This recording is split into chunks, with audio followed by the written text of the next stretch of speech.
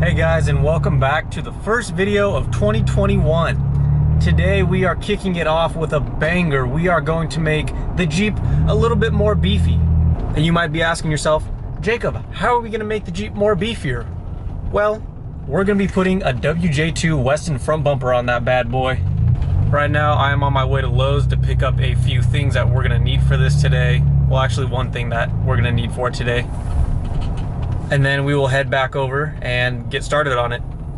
Now with this new year comes yet again new camera settings. So sorry if this doesn't turn out good, but I'm still messing around with the settings, trying to find the right file format and the right aspect ratios and all that good stuff to make sure that these videos can come out as top quality as we can make them. So I'm gonna pop on over to Lowe's, grab what I need, head back home, and we'll get started on this project.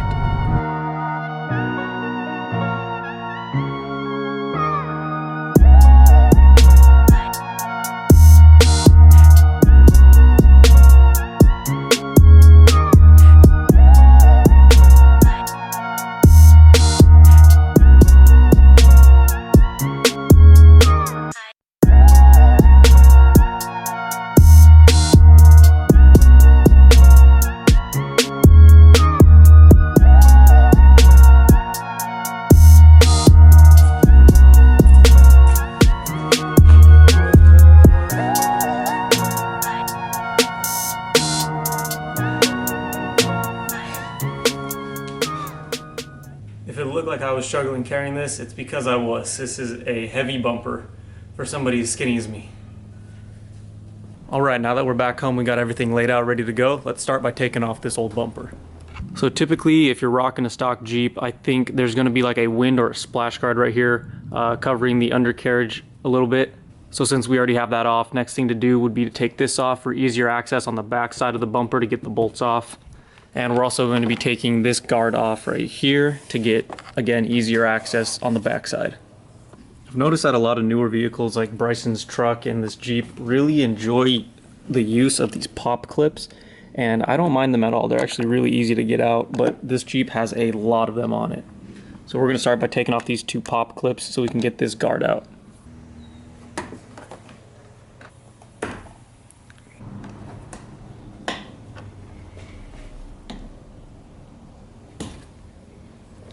So if you're not familiar with pop clips, they're super simple, and that's why I love them so much. Basically, this top part that's popped up right now sits flush with this once it's installed, and to get it out, you want to get a flathead or the tool specially designed for these, wedge it in, pop this up, and once it's up, then you pull it out. Super simple. When you put it back in, you push it in, and then push the top part into it, and it locks in. So now that those two are out, this should just come right up and out somehow. I'll figure this out. Oh, just kidding. There are like 5 more pop clips right here along the rim, so let me get those out real quick, then we'll pull it out.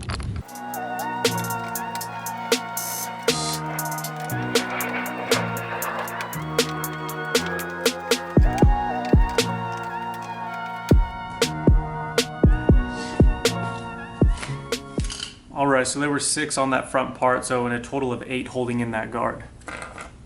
Now we can pull it off.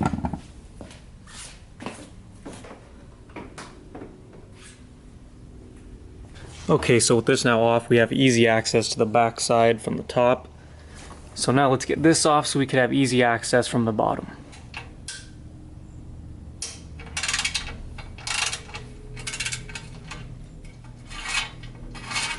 Alright, so I got a 16 to fit on these, and again, since I'm a skinny dude, using a breaker bar just to make my life easier. And I think for future use, getting the bolts on the backside off, this adjustable head is going to make my life a lot easier, especially with a deep socket attached.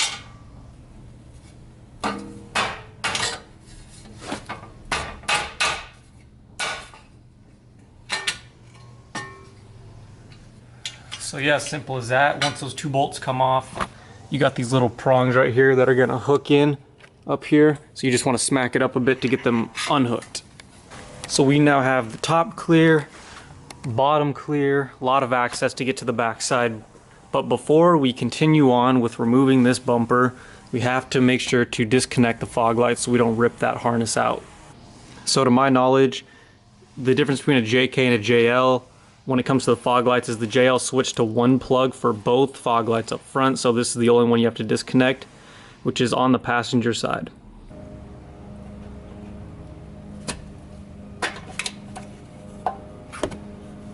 Oh my god.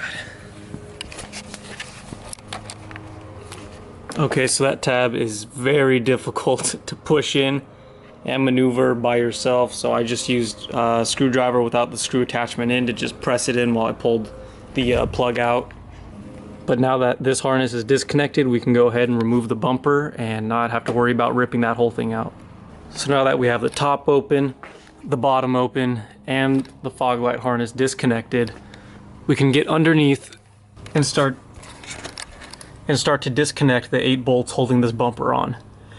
Now on each frame horn, I believe they're called, there's going to be 4 bolts, 2 on each side, 8 in total. You just take all 8 of those off and this whole thing should just come right off.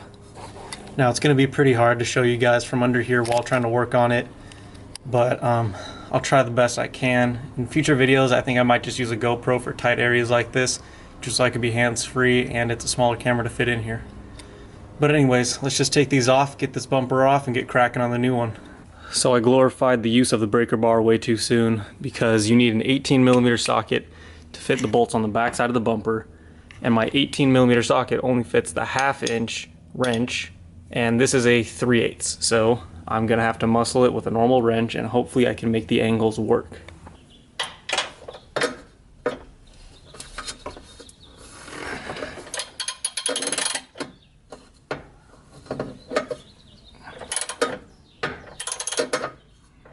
A deeper socket or an angled head like on the breaker bar would have made this a lot easier because I could get a lot more movement with it. Okay, this might take a while, so I'm just gonna cut to when I'm done with all this because there's 8 of these to do and it's taking a cool minute to get them off. So I'll check in with you guys once I'm done getting all 8 off. Okay, I'm gonna update you on the system that I'm using right now. So like I said, the 18mm fit those bolts on the backside real well. Only problem is I don't have like a super deep 18mm. This is as deep as I have right here. It's a little bit deeper than normal, but it's still, I would like to have it about this deep because this is kind of what you need. So like I showed on the back side, there's 4 bolts. There's 2 on top and 2 on the bottom. The 2 on top are shorter than the 2 on the bottom, which is why I'd like the really deep socket, because this works for the top ones, but it won't work for the bottom ones. So what I've been doing for the top is I'll use the 18mm on the 1/2 inch wrench, get it backed off about halfway, then I'll switch over to the shallow 18mm with the adjustable head on the breaker bar, which makes my life a whole lot easier. So that works for the top 2 on the insides. Now the bottom 2 on the insides, I've just been going with a little bit bigger of a size. This is a 3/4. It's a little bit of wiggle room in there and I don't like that at all, but it's the only thing that'll fit on the breaker bar with the adjustable head because like I said, it's a longer bolt that this has to go around, and there's metal in the way, so even if I wanted to use the same method on the bottom as I have been the top, this doesn't work. So I've been going with a little bit bigger of a socket and it's been working so far. So I got the top and bottom of both insides off. Now moving to the outsides is where the problems are starting. So now moving to the outsides, there's a lot more going on since you have the fog light here and the frame here. There's not a lot of room to get in here. So that looser, deeper socket that I was talking about will fit around this, but it's slipping on the bolt because of all that extra room in the socket. So that's not working. And the top one, there's just not enough room. So I'm either gonna keep trying different methods of what I have here at the house, or I might have to run back to Lowe's and grab a deep socket, 18mm, with a 3/8 attachment so I can use the breaker bar with the adjustable head. Also on the back side, there's a splash guard that goes right here that I've taken off. Using 6 of the pop clips, it sits right on the back. I haven't done the other side, so I'll show you there. It sits right here on the back side and protects the fog lights. But it was recommended in some other videos that you take this off so you can reach those bolts with a little more room. So I went ahead and took it off on the other side. I'll take it off on this side. It's just 6 pop clips around the rim right here, and I'll see if that can help me with my fitment and getting everything off. If it doesn't, like I said, I'll have to run back to the store and get a deep socket 18mm that attaches to a 3/8 wrench. Here we are for the second time today. I caved. I'm coming back for the 18mm deep socket because the other one kept slipping. So let's grab this and head back. Now, while the bumper does look amazing, we are not putting it on solely for the purpose of looks, but also some functional aspects. We have the WJ2 rear bumper on, and Westin's WJ2 bumpers have these cutouts or inserts for a high lift jack. So right now we're able to jack up the back of the vehicle if we get a flat, but the front, we would need to find a different spot to jack it from, and we've tried looking, and to our knowledge there is not one. So with this bumper we're going to be able to have a spot to put that high lift jack in and jack up the front of the vehicle now, just in case we get a flat in the front. Now, the second functional purpose of this bumper is my dad has been talking about getting a winch for a long time. So this bumper does have a cutout insert spot for a winch to be put in later down the road. We didn't get one with the bumper, so we're just going to be throwing the bumper on, and then we're going to be putting a winch in later down the road. Other than that, it's a great looking bumper, and it's got a few spots to attach additional lighting, light bars, pods, stuff like that. So it's going to look fantastic. Okay, we are now back. They didn't have the exact one I was looking for, but this one should do the job. So I'm gonna get the last of these bolts off, and then I'll hop back on with you guys when I'm taking the bumper off. Okay, we got all 8 off, and let me tell you, 18mm deep socket with the breaker bar, with the adjustable head, made everything so much easier. I would highly recommend the correct combination as opposed to my ragtag method I had before, because it made it so much easier, so much faster. So with all this being off, let's go ahead and just try to pull this right off the face.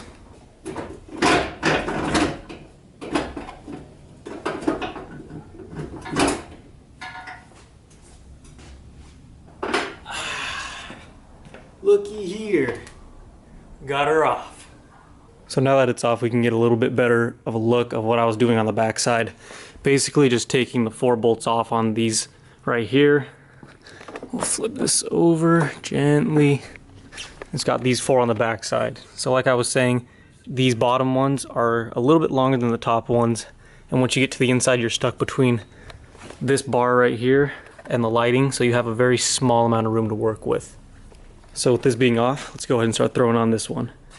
So before we could throw the new one on, we have to get the OEM fog lights and the harness out of the old bumper so we can transfer it over to the new bumper before throwing that on. So to do so, I'm going to need to take the plastic face off of this because the harness does feed through the back side, between the front and the back basically. So I'm going to be removing the fog lights, then undoing the numerous amounts of bolts they have in this to get the face off, get the harness out, and then we'll switch it over.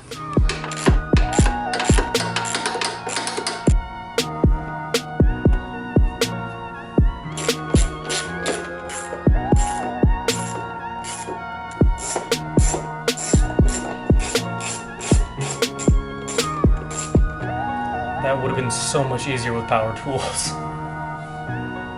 But I think we got them all, so let's try to take the face off of this now.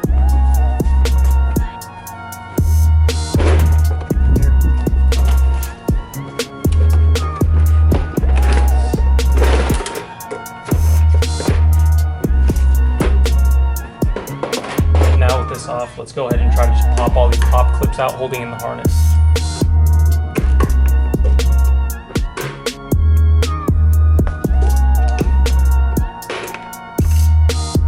That they usually use for these pop clips are like 2 teeth, I guess, that go under and hug it on both sides and pop it up instead of just using one straight in. So I'm trying that so I don't damage these clips that much. So to recap, I took all these screws out. There's some across the bottom and the rest are all on the rim on the inside and right here in the center on the sides. Once all those were taken out, I slid the face of it off, pulling it over these metal hooks right here. And now that it's off, I'm basically just popping all the pop clips that hold on the wiring harness. So there's 2 on each side right here, and then the rest are all on the front of it. I'm almost done with popping these off, then we can transfer the harness and the lights over to the new bumper. I would highly, highly, highly recommend the tool that's supposed to be used for getting pop clips off because these ones are real temperamental and pretty stiff, and these are kind of chewing away at them a little bit, but I'm trying my best. That came at my throat. Well, that's the last one, so should be able to feed the harness straight through. Whew. There we go. We got the harness out. So it's been about 30 minutes since I said I was going to attach the harness and the fog lights, but I've been busy looking over the list and all the hardware that comes with it, trying to organize it because they don't really provide pictures of what's what, so I had to like organize everything because they say like further in the instructions they say like grab a washer, and there's like 4 or 5 different kinds of washers, so I had to separate everything and get it to where it's got to be and make sure I have everything. So now that I have it all organized, now we can dive into the instructions and get started on the fog lights. I'm a little nervous because after looking through these instructions, they're not super clear, but I mean, they get you in the general direction of where you gotta go, and the rest is common sense. So let's get started on these fog lights. Much later. When I said these were confusing, I did not think they would be that confusing. When it comes to putting in the OEM fog lights, they give you 4 different variations of installing them depending on the different kinds of bumpers and lights you're putting in. So they have figure 1 for OEM steel bumper, figure 2 for OEM plastic bumper, figure 3 for aftermarket lights, which is honestly the easiest. It's just a little perch bracket where you just bolt it on there. So hopefully later down the road we can get those put in. That'd be a lot easier. Then they have fog lights for Rubicon models with plastic bumpers. Of course, I tried all the other ones before this, and I finally got to this, and the Rubicon works for our Wrangler Sahara. So I don't care, as long as it's working, we're good. But basically after all the trial and error, we got one in, and we're gonna do the second right now, and I'll show you guys. Okay, so the way that we finally got it to work was using one of the spacers that they provide to kind of push the light away, because it doesn't fit completely into the hole. So what you got to do is have the spacer so it sits just behind it and won't rub. So we have the longest of the bolts they give you. I'm not going to know all the numbers to these, but the longest bolt, we're going to throw a washer on the end of it, feed it through the light, then put the spacer. Then on the back side, we're going to throw a washer and the nut. Now the hardest part is threading this bolt on the back side, because you have such limited space to get in there. You can't use a wrench back there. So what I've been doing is holding this with a rubber glove so it won't slip, and then screwing it with the Allen key that they give you. So what I did on the back side was I kind of finger thread the nut on a little bit so it would hold while I have time to position this socket and get the glove on and everything. And it finally worked. So I'm gonna throw on these last 2, and then I'll flip this around and we'll get it put on. Okay, so I'm thinking when you put these bolts in for the fog lights, you're supposed to use the oval slots and keep these circle ones open, because I think this is where your wire harness clips are gonna go back in. There's only one on each of them, but there's also these holes along the bottom, but they don't fit in. They're super loose when you put them in. Let me try one out. Yeah, they're super loose. I could just push it all the way in and pull it straight back out. So I'm going to put one into the housing for the fog light, and the rest I'm going to zip tie along the way and kind of tie up the slack and zip tie that together. I also fed it through this the winch plate right here, which I don't know if I'm supposed to do, but I'm going to do anyways just for a little extra security, and we'll see how that goes. What we're going to do is pick this up, put it on, at least just the bolts in so it's sitting where it's supposed to, and then I'll see if the harness, or how far the harness can connect, and then I'll either take it off or just bolt it on and then zip tie this all together. No, I'm fine. Okay, you're lined up. Try to push in. Line your plate. There you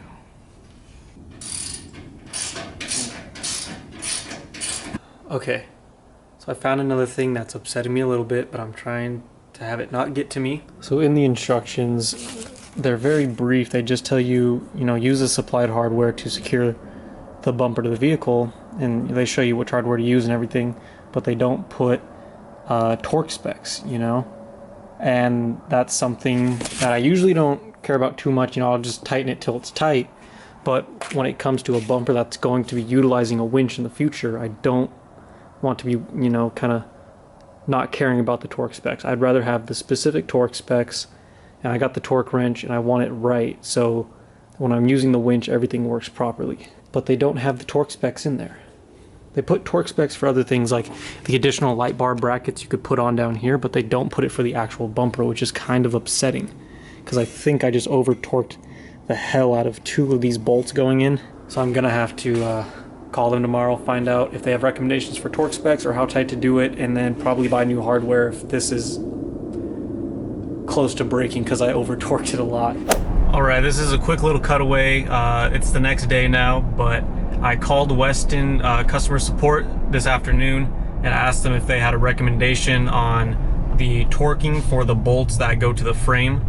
And dude, hands down, I think Westin might have some of the best customer service ever. I called him, he responded within 20 minutes. He had to reach out to the technicians and the engineers at Westin to get an answer. But 38 foot-pounds of torque is what these bolts are supposed to be at, connecting the bumper to the frame. 38 foot-pounds of torque. I also asked if I was able to buy, you know, individual pieces of hardware, meaning the bolts, since I over torqued the hell out of them. And he said, no, you can't buy them. You'd have to buy the whole kit together. But he said, shoot me an email. I'll send you a free set of hardware. I'm assuming since they didn't have it in the instructions what the recommended torque was. So I'm getting a free set. They're gonna ship them out to me and I'm gonna put them on with the right torque spec, and this bumper will be officially on, complete, and safe and secure. Now back to the video. Other than that, we have it on. I've tightened all 8 points of contact, and now I'm just gonna zip tie and clean up the wire harness.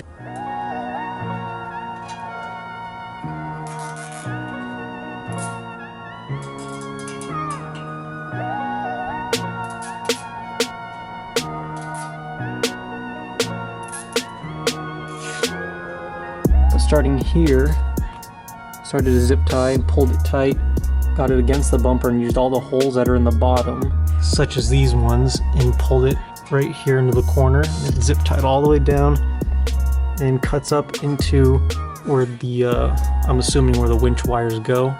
It's hugging upside in this top corner, back out, and hugs all the way around to the next light. So it's all pulled really nice and tight so it doesn't get snagged and ripped out anywhere. So I guess it is technically on and done. Look at that. This is a very, very nice looking bumper. And right here, these are what I was talking about, the little inserts for the high lift jack. Has it on the front and the back now. And I also really like this bumper because it has a lot of add-on spots. You could put rock lights in the corners. There's these holes for a drop-down bracket for a light bar to go there. Obviously the winch spot, the recovery ring points. And it also comes with, you know, skid plates and stuff you can add on to it all over the place. So it's really, really cool. It's got the brackets for aftermarket fog lights if you want to swap out the OEM ones. It's just a great bumper all around. That thing looks so nice. So like Bryson's TRD Pro grill video, I will try to get shots tomorrow in the sunlight of it, and then I'll add them in over this voiceover right here so you guys can kind of get a look at it in the daylight. But this bumper looks great, and I'm sure it looks fantastic with the matching rear bumper. So this took a lot longer than I thought it would, but again, I think that just comes down to the instructions and not very clear labeling on a few things here and there, and having to make some trips to the store. But all in all, I think it came out fantastic. It looks great. Great product all around. We'll get out and we'll test it out. But until then, guys, thank you so much for watching the first video of 2021 New Year. This is going to be a great year coming up with a lot of videos, a lot of things to be done. So stay tuned, guys. Thank you for watching this video. Check out the others. Please, it would help me out a lot if you guys would subscribe, share with your friends, watch some other videos, give some likes, leave some comments, all that good stuff. Helps me out a lot. And I will be putting out more content for you guys in the upcoming weeks and months. Thank you guys. Catch you in the next video.